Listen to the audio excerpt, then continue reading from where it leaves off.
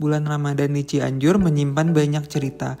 Inilah salah satu kesempatan berkesan bagi kami, kelompok kecil 9.4 dengan anggota Muhammad Khalid Ramadan, Patricia Andini, Ruby Putri Risdianto, Syahnas Febria Azahra, Elsa Tirza Kirana, dan Aurelia Angelika Irawan dengan preseptor klinik Dr. Pratiwi Eka Putri Aivoka.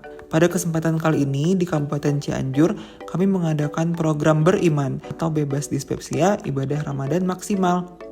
Kabupaten Cianjur terbagi ke dalam 32 kecamatan, di mana klinik kami, Klinik Harapan Sehat, berlokasi di Kecamatan Cilaku. Klinik Harapan Sehat mencakup 6 daerah binaan, yaitu Cilaku, Cibeber, Wanukondang, Sampaka, Gekbrong, dan Cianjur.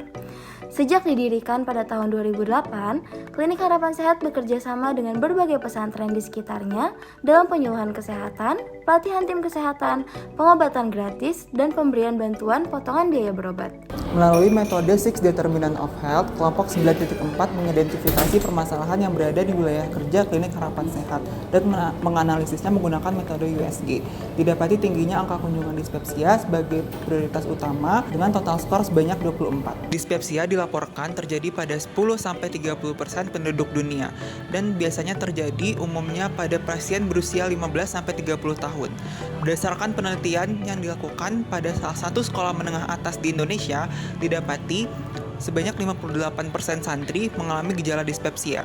Dispepsia juga merupakan penyakit dengan jumlah terbanyak di Klinik Harapan Sehat. Untuk mengonfirmasi hal tersebut, kami melakukan survei kesehatan kepada santri Pondok Pesantren Al-Azami yang sebelumnya ditentukan karena lokasinya yang membandai dan juga kooperatif.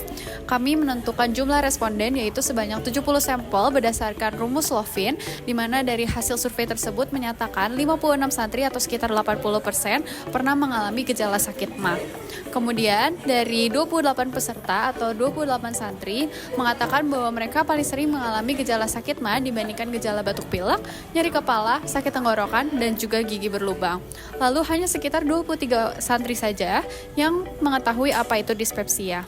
Kami juga menggali informasi dengan melakukan wawancara kepada pengurus pondok pesantren dan menemukan bahwa faktor resiko yang dapat mempengaruhi kejadian dispepsia di Pondok Pesantren Al-Azami diantaranya padatnya kegiatan santri selama bulan Ramadan, kemudian juga kebiasaan mengonsumsi makanan pedas, belum tersedia petugas kesehatan di sekolah, dan juga unit kesehatan sekolah yang belum aktif. Kami mengidentifikasi dan mengkelompokkan faktor-faktor yang berkontribusi dengan tingginya prevalensi dispepsia di kalangan santri Pondok Pesantren Al-Azami berdasarkan studi literatur, hasil survei pre-assessment, dan juga wawancara dengan pengurus pesantren. Penyebab masalah ini didasari oleh multifaktorial dan saling berkaitan. Kami mengkelompokkan faktor-faktor tersebut menjadi 6 kategori utama, yaitu market, man, machine, money, method, dan juga material.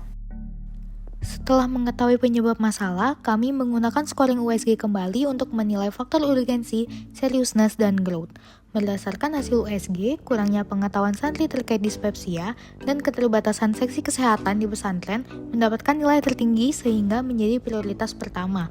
Kegiatan keagamaan malam hari selama bulan Ramadan yang padat mendapatkan nilai tertinggi kedua dan menjadi prioritas kedua, sehingga kami memilih mengintervensi ketiga penyebab masalah tersebut. Dari beberapa hasil USG yang telah dilakukan, didapati beberapa alternatif masalah yang kemudian dianalisis menggunakan metode MIVC.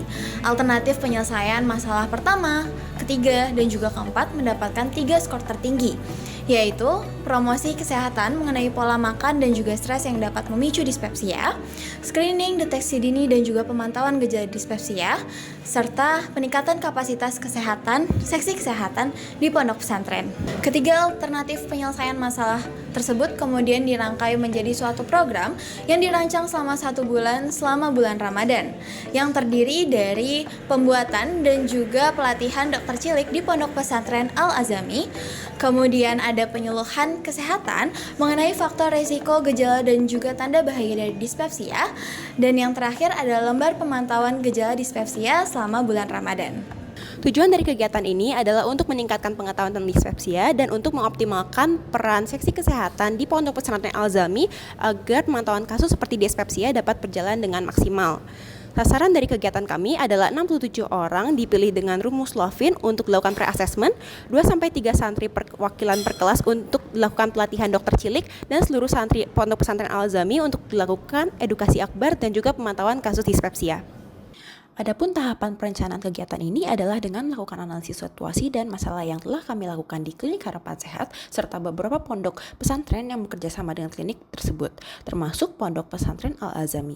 Setelah mengidentifikasi masalah, penyebabnya, serta merumuskan alternatif solusi, kami merancang sebuah program edukasi dan melakukan asesmen awal secara acak kepada para santri di Pondok Pesantren Al-Azami. Intervensi 1, pelatihan dokter kecil. Pelatihan ini bertujuan untuk membentuk kader kesehatan di sekolah dan membekali para dokter kecil dengan pengetahuan dispepsia. 2 perwakilan dokter kecil dipilih dari setiap kelas dan diberikan intervensi khusus berupa pemaparan materi mengenai dispepsia dan fokus group discussion. Kami membagi para dokter kecil menjadi 6 kelompok yang masing-masing dibimbing oleh 1 dokter muda FK Unpad untuk membahas kasus-kasus terkait dispepsia.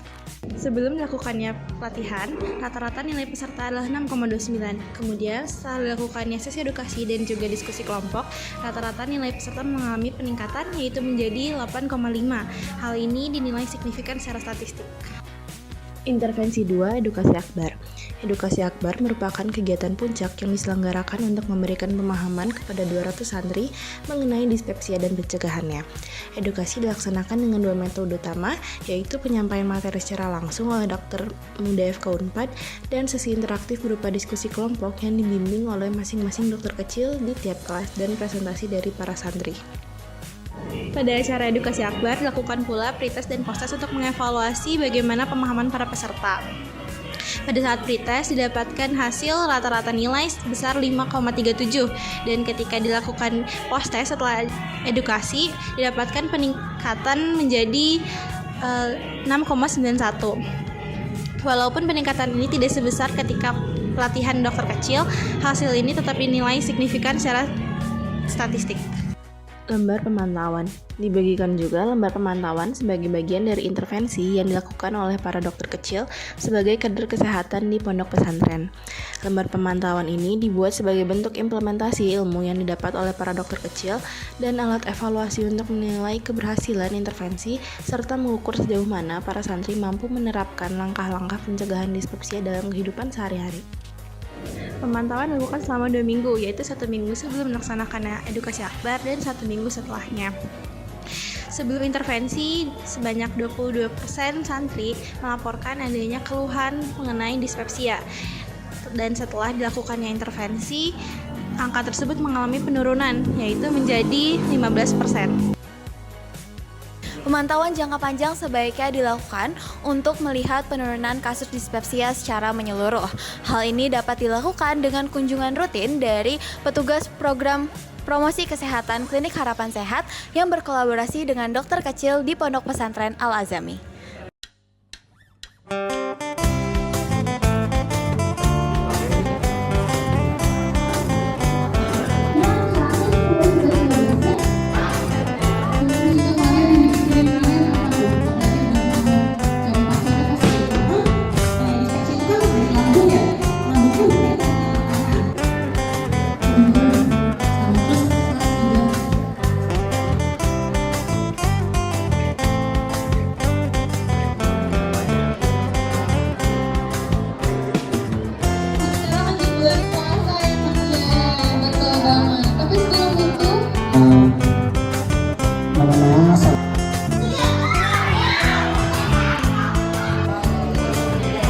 Ya,